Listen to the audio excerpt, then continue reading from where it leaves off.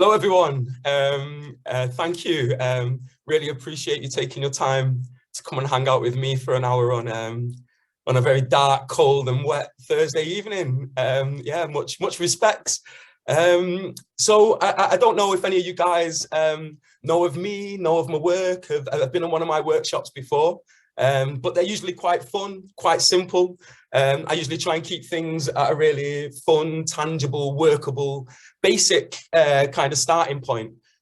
So then there's lots of room for investigation, interrogation, and a chance to make the work more complex as we work with it, because we're not going to write an absolute banger in 1 hour on a Thursday evening. So hopefully I can give you some tidbits and kind of the only things that I know that have helped me to write the plays I've done and work in the way I do. So I think, first of all, I'd like to, I've got no names with the faces. So can we do a quick, like, hello back and forth? I don't want to just start pointing at people and describing, can you tell me your name? So Adam, how do we do this? How do I know who's in the room? Oh, your sound's gone. I didn't unmute. Basic schoolboy error. Yeah, should we just go around? Dory, do you want to just say a little bit about what brings you here? Hi, my name's Dory. I just started to write during lockdown as a dyslexic. I never thought I could write before, and I managed to get an Arts Council grant to write a show, and that's pretty much what I've been working on since, and just absolutely loving it. So found out about these courses and thought I'd join in tonight. So hi, everybody. Hey, brilliant. And do you have any specific thoughts or wants to write autobiographically? Or do you have any questions or any kind of hurdles at the moment with it? I don't have any questions, but yeah, it's this room is surrounded by plans for an autobiographical show. I did a workshop recently with Bryomi Kimmings. Yeah. So amazing and so intense, and she's kind of helped me get the butterflies from above and onto a plan, and now it's just like creating the work to slot into the different scenes and bring everything that I've been writing together as something. So it's just really to listen to somebody else, how they write, and just to get more ways and inspiration to write.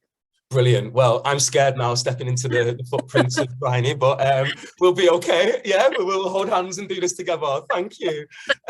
Who's next? Felicity. Oh, hi, I'm Felicity. I was an actress for about 15, 20 years. I'm also dyslexic, which I only kind of discovered, I don't know, about 8 years ago. So I'm not stupid, I'm just dyslexic. And I went to university in my early 40s. I did English and creative writing, which I just loved. God, it was a revelation, because as a kid I'd been more interested in climbing a tree than reading a book. So I don't know what sort of person I became. I used to, like, studying on a Saturday night was just the best fun. And I won a prize at university for my dissertation. I wrote a play, and I won this prize, and this prize was to have my play read through at the Bolton Octagon by professional actors, which was amazing. It was just one of the best nights of my life, you know, making people emotional but making people laugh. And anyway, since then I've written 3 more plays. Yes. But I don't know, I feel very isolated, really. I don't know, I'd love to have them professionally performed, or I'd love to just have a mentor to read it and say, well, that works or that doesn't work.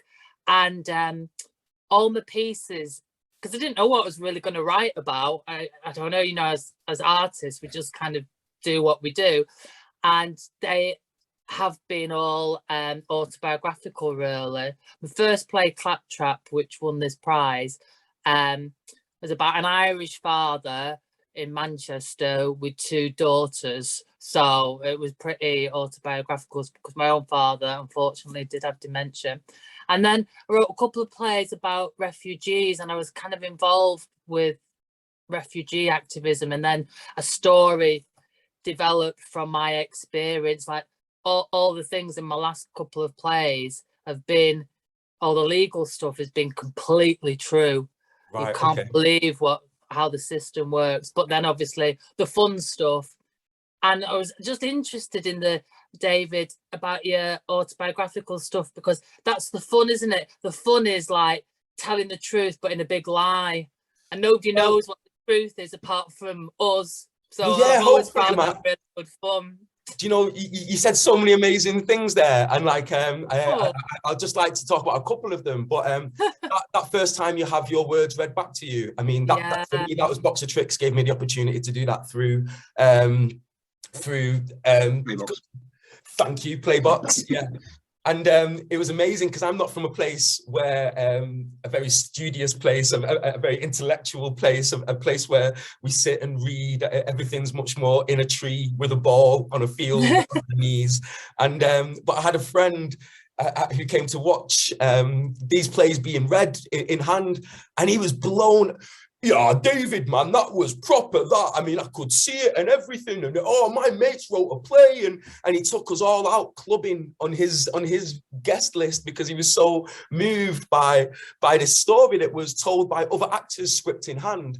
And you know, sometimes we write plays for a competition or to get produced or for the public to see it or for an award. And actually, just to hear your words being read and understood, not just by other actors, but by your friends who come from the same place that you might think have a lack of tangibility to this world as you do. It's just such a great thing. And, you know, before we run out of time, just talking about the amazing things of having words read, we should move on so that we can get some stuff done. But thank you. And I can't wait to crack on. And I hope this is of use for you today. I'm really excited. Adam, who's next? Georgia. Yes, Georgia. Hi, I'm Georgia. Hi, David. I'm a writer and theatre maker, but I've been doing, I was lucky enough to be on a BBC scheme this year, so I've been in sort of TV world for a year. Okay. Really exciting and a lot of pitchy crap.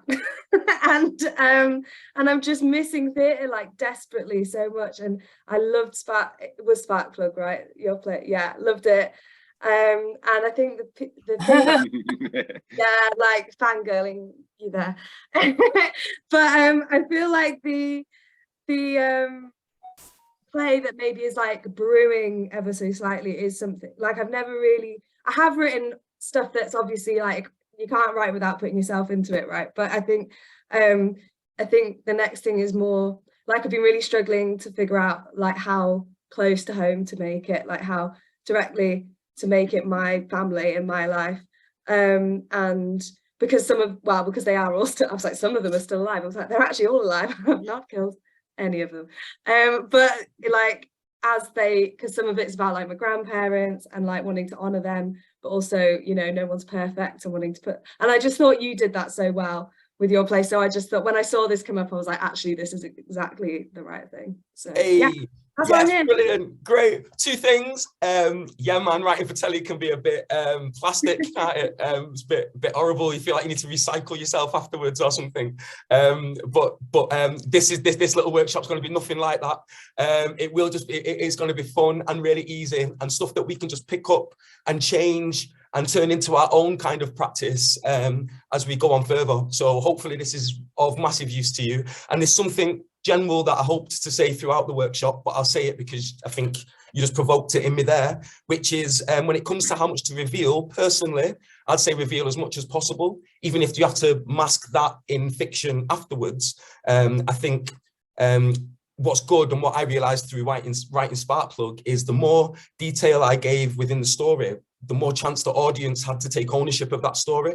So I wasn't having therapy on stage. I was sharing a story for a reason. And the things that people took from my story and took out of it were things I didn't intend to write, but they were the details that I put in to maybe mask the truth or to just maybe heighten the truth, because sometimes what we remember can be quite mundane, and we have to add a bit of fiction or some more detail than we really would anyway. So if I was speaking to my mum about my brother, there might be a little bit of detail that I leave out, but if I was speaking to my teacher about my brother, I might start to just add a bit more detail about my brother to make it clear to my teacher who my brother is. So, and I think the more we can do that, the richer we can make our plays, the more chance there is of other people taking ownership and thinking that you've wrote something for them rather than they're coming to witness you bear all. Awesome. Thanks so much. No worries. Yeah, who's next? I'm dead excited. Anyone? Is it back to me? Oh no, it's Megan. I just need to unmute. There we go. I unmuted too early. I was too eager, and then I remuted. Hello, I'm Megan. I am not like a writer, but what I do is like combine lots of existing things to make something new. So kind of do like montagey, collagey things. Previously, I've done this with like pop culture things, as kind of like little 15-minute pop-ups at like bigger events, like immersive film screenings and stuff like that. But then more recently, I've started doing that in long form. I co-created a show with teenagers this year, and it was like a real combination of stuff that came out of workshops with them. So sort of like things that they'd come up with through writing exercises and verbatim things, little cultural references that I researched, and then like my own writing. So I kind of like, I do write, and like, and also I wrote a little digital thing, a little commission for home, which was like a little 20-minute monologue film thing. Yeah, and then now I've got funding to write, it's like an R&D, and that's going to be a similar thing of like a devising process, but I'm going to be leading the writing process within that. So yeah, and it also feels quite high stakes because it's a project that I've been trying to get off the ground for like 4 years. So It's been sort of like in the back of my brain for a long time. And I've written that many applications for it. It's like I've got the spiel and the copy down, and now I'm like, oh, what's the show?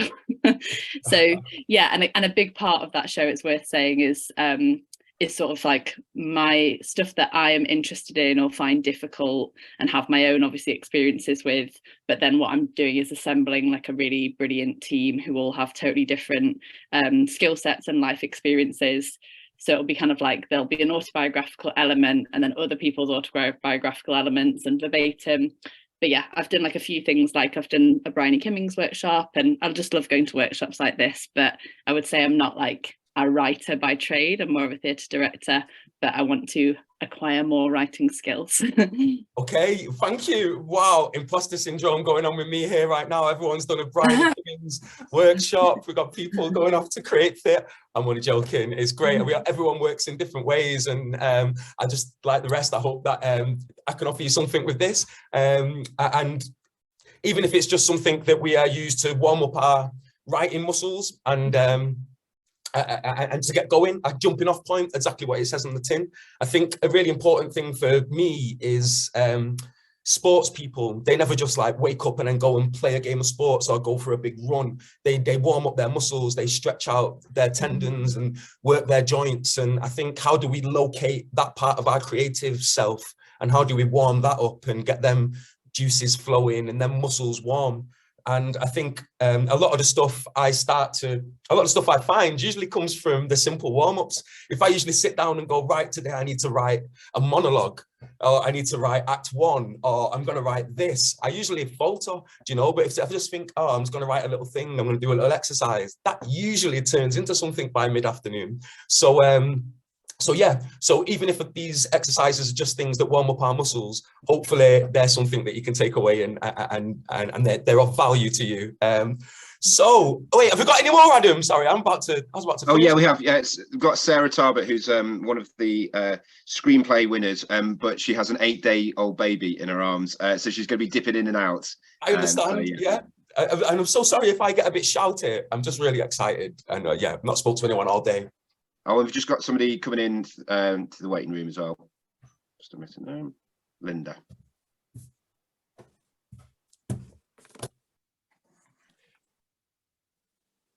I'm waiting for Sarah and the baby. Oh, no. I think Sarah's just going to. I think we're just. She's just there passive fishing. Yes. Brilliant. Linda, okay. Wicked. Have you join us? Should we welcome Linda quickly and get on with like our first thing? Yeah. Hi, Linda. We just everybody's just introducing themselves. I don't know if you want to introduce yourself, or if you'd rather send a message via chat. Hello, thank you so much. Yes, thank you. I'm happy to be here. Cheers. Okay. Amazing. Thank you, Linda. Okay then, brilliant. So task one, I can't see anyone. Okay, brilliant. Can everybody see me? Because all I've got on my screen is a big black screen that says Linda in the middle.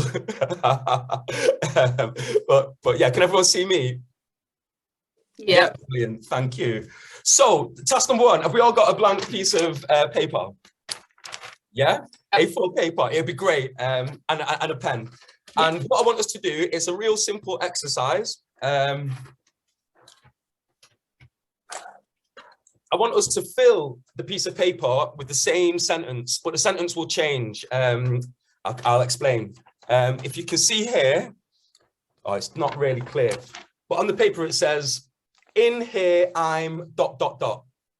And what would be great is if we can complete the page with that phrase.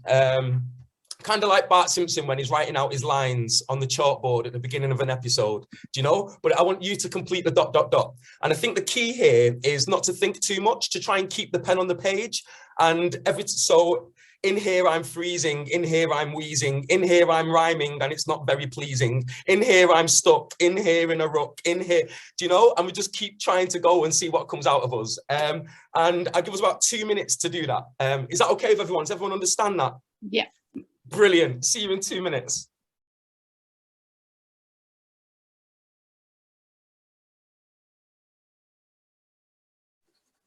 Brilliant. And if we can just finish there, that'd be great. Wicked. Okay, so in the same vein, if we can turn that piece of paper over, and we're going to do the same thing this time, but the sentence is going to change. This time, the sentence is going to say, out there, they. Thumbs up from everyone. You understand that? Wicked. I'll give you another 2 minutes.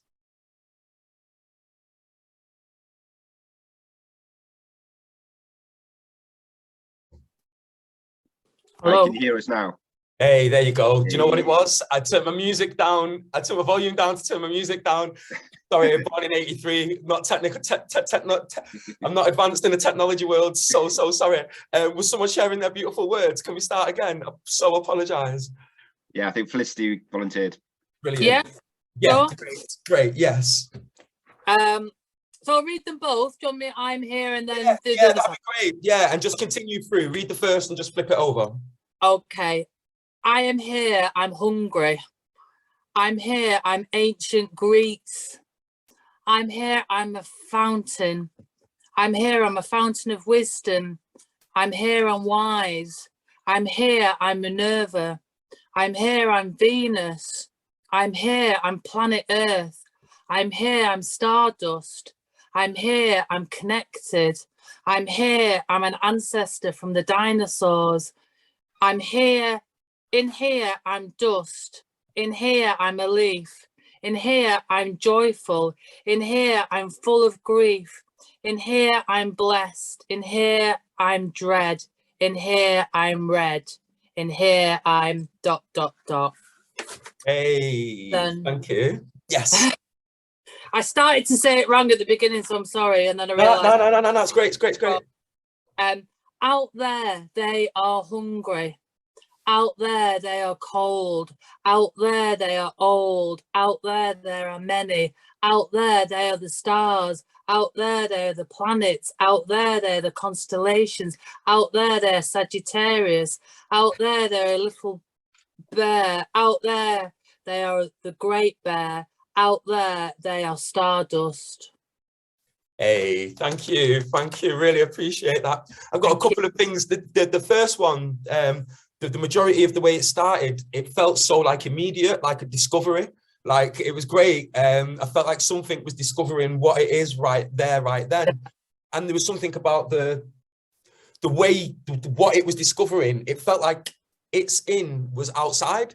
like, do you know, it felt like an old piece of rock, or like with the things you were describing, but for some reason, the interior felt outside, felt exterior. And that was just really interesting. Yeah. And then I love the way it ended with the ... and you just take the exercise in, but all of a sudden it becomes part of the language that you're speaking with. And like I say, it's a real simple free writing exercise, but most of my writing it starts with spoken word. I don't consider myself a writer. I don't consider myself someone, I've not got A levels in English and stuff like this, do you know? I, like someone said earlier, keep lots of little tidbits up on the wall. I forage for little bits of verbatim, and I scribble all my thoughts in a poetic form, and sometimes them things lead to bigger stories. So I really appreciate you sharing that with us, and we'll hold on to that for a second, and we'll start our second exercise, which is going to be a little bit longer. And that little warm-up will come back in a second, and it'll be a great example of how we can develop these things. So this time you can kind of write how you want. You don't need a piece of paper. And we'll spend a little bit longer, so you can close your screens if you want. Let me just double check the time. Yeah, say we'll take about 7 or 8 minutes. And the task is, I want us to think of a person or an object. Like you were talking about playing in the trees, like the tree, something that has had a profound effect on us in our lives. And that could be a person, a place, a thing. But I want us to think of that. And I want us to think about the day we met this thing, the day we discovered this place, the day we first knew this person. And I want us to start writing the beginning of that day, but from their point of view. So if you're writing about a bench, I want you to write the bench's point of view, the day it met you, from when it woke up, from who else it met, to the point it met you and how it felt, from the tree when you first sat under it, from your grandfather when you said your first words or walked in front of him for the first time.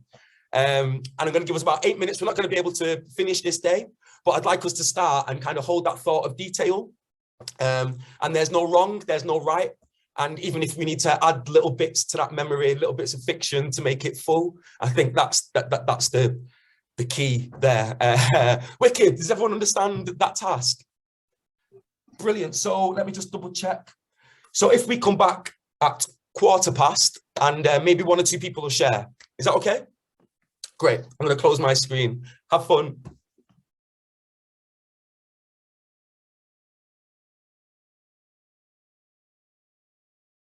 Thank you for not running away.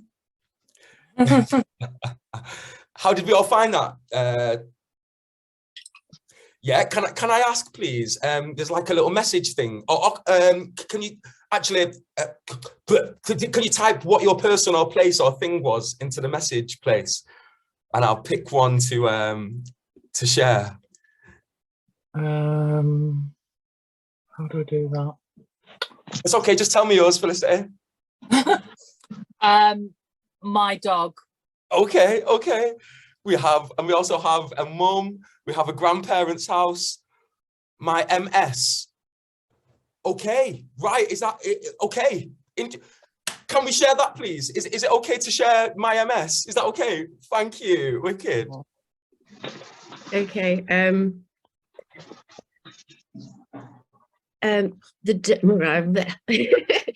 The day you came into my life, you changed everything about me.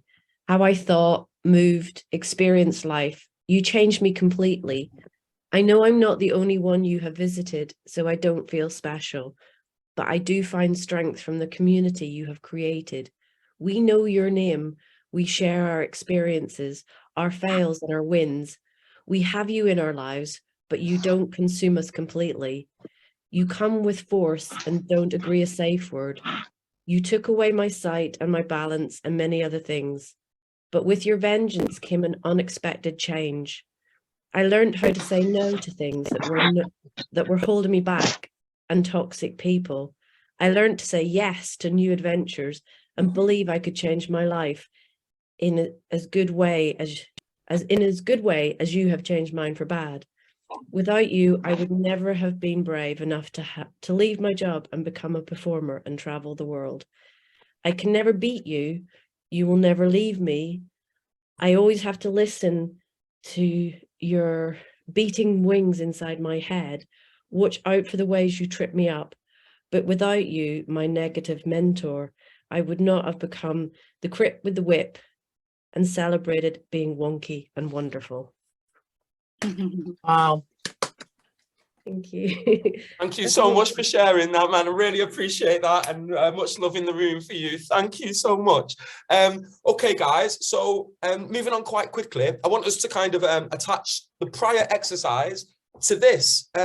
So thinking about our thing, our place, or our person, and thinking about the exercise we just did with the piece of paper, the two sides, the kind of opposing sentences. I want us to kind of freestyle for a couple of minutes. And thinking from the point of view of our person, our place, our thing, I want us to kind of use the phrases, I remember it was, and then the opposing sentence being, they never knew I. And I want us to have kind of more license with this. So it doesn't necessarily have to be just completing lines on a page. You can play with the poetry or the dynamic kind of how you want, but just kind of see how kind of getting inside the head, the inner monologue of the person, place, thing that's had such a profound effect on us. So let's give that for a couple of minutes. David, yes, sorry, Megan. you say I remember it was. What's the second sentence? They never knew I. And they never knew I. Okay. Yes, Megan. And are we writing it from our perspective or from the perspective of the thing or person? If possible, from the perspective of the thing or person. Okay. It's a kind of way of being able to interrogate our truth, but Yeah. without looking at it through our trauma, if that makes any sense. Yeah. It's just a real way of detaching and also being on the side of the audience, I think. And handling hot potatoes, but with safe gloves, you know. Wicked. So yeah, see you in a couple of minutes.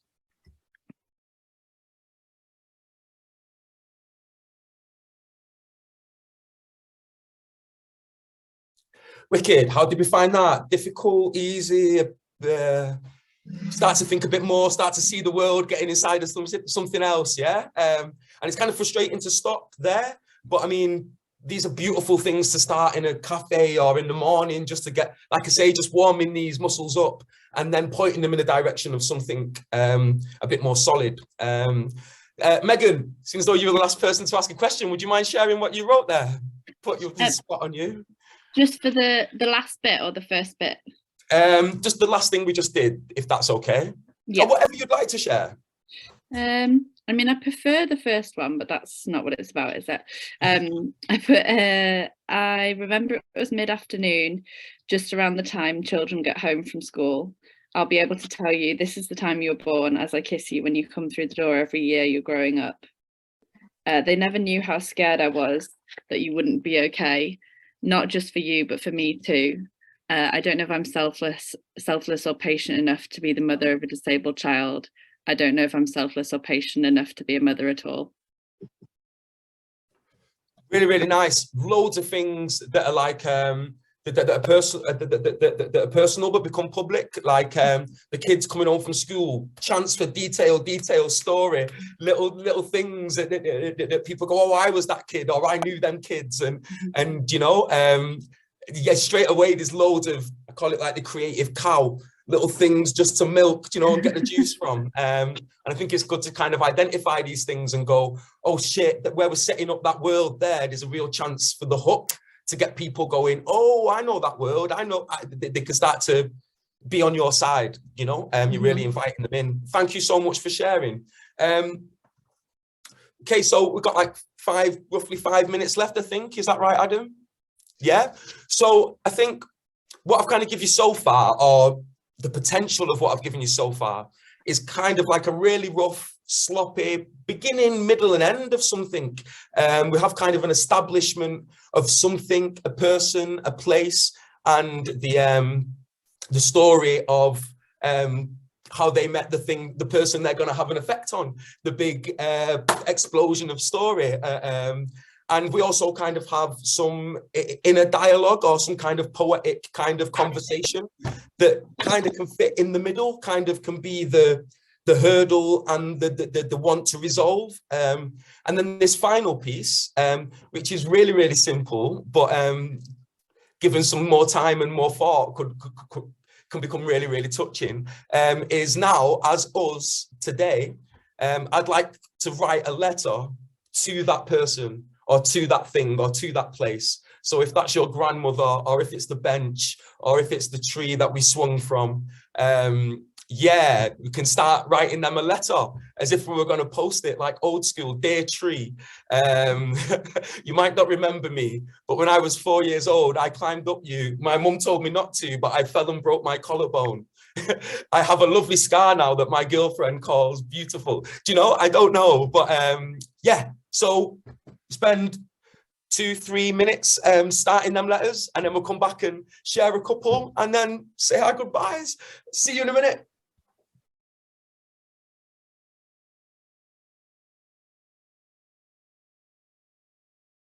Welcome back.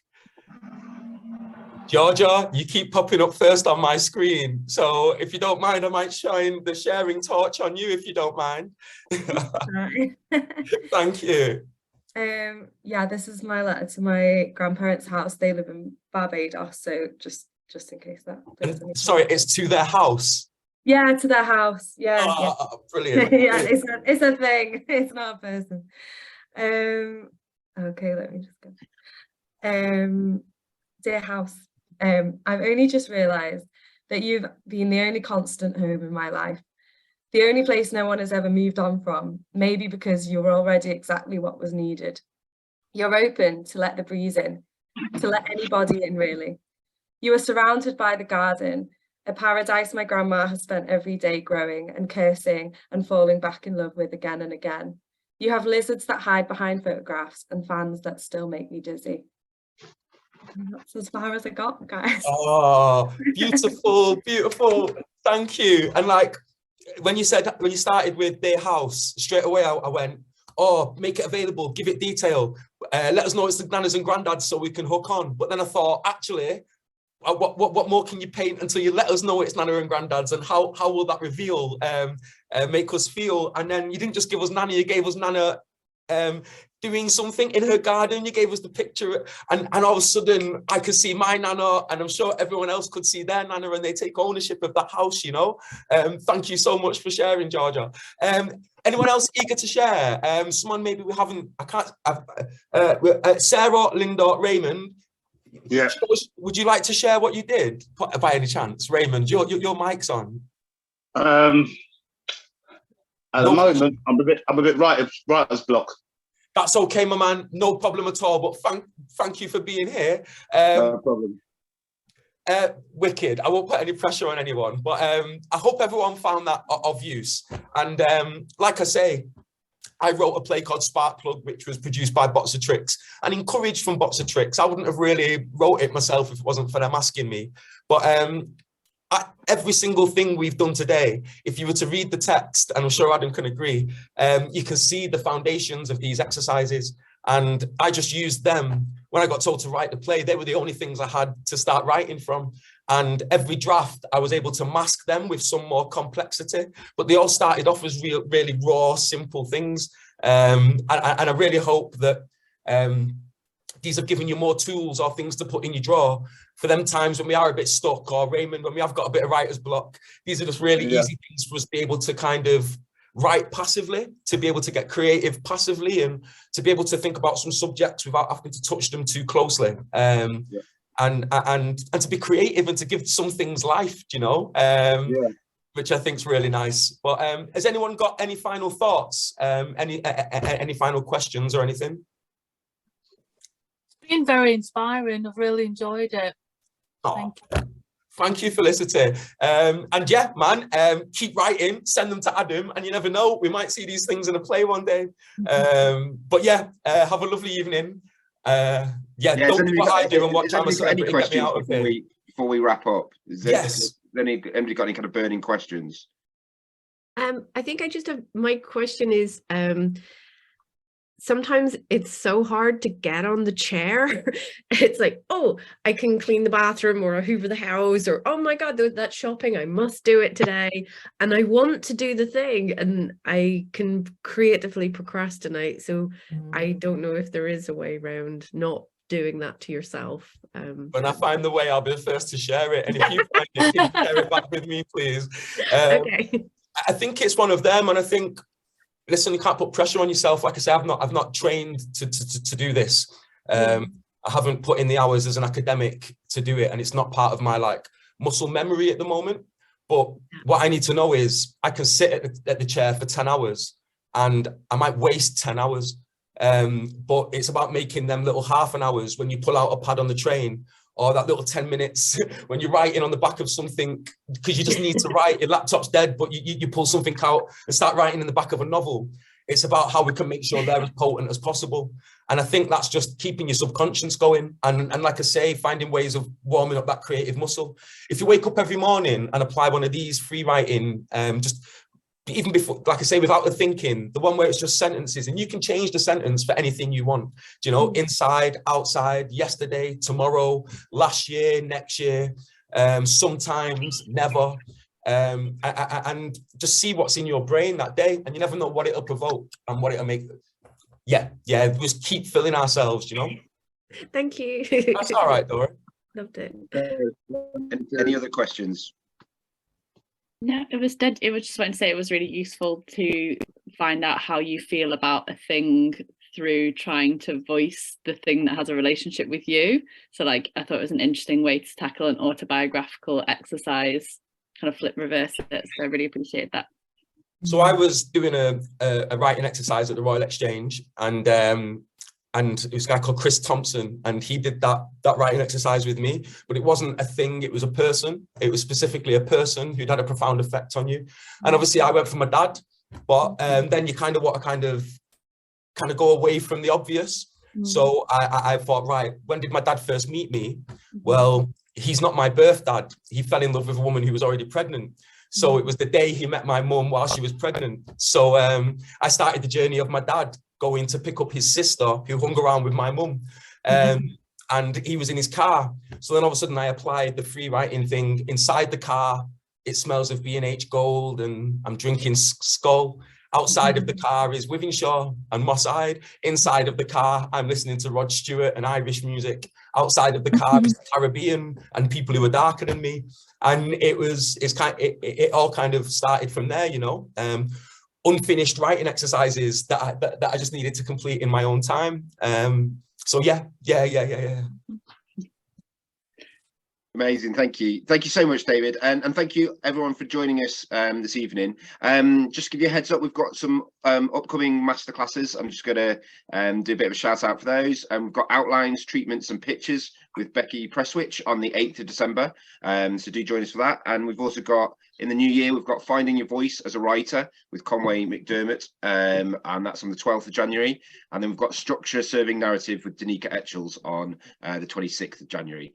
So do get those in your diary. And I just want to say thank you so much, David, for such a brilliant and inspiring masterclass tonight. I really enjoyed it. And thank you everyone for joining as part of the Playmakers. Cheers, guys. Thank you. Have a great evening. Thanks so much, guys. Thanks.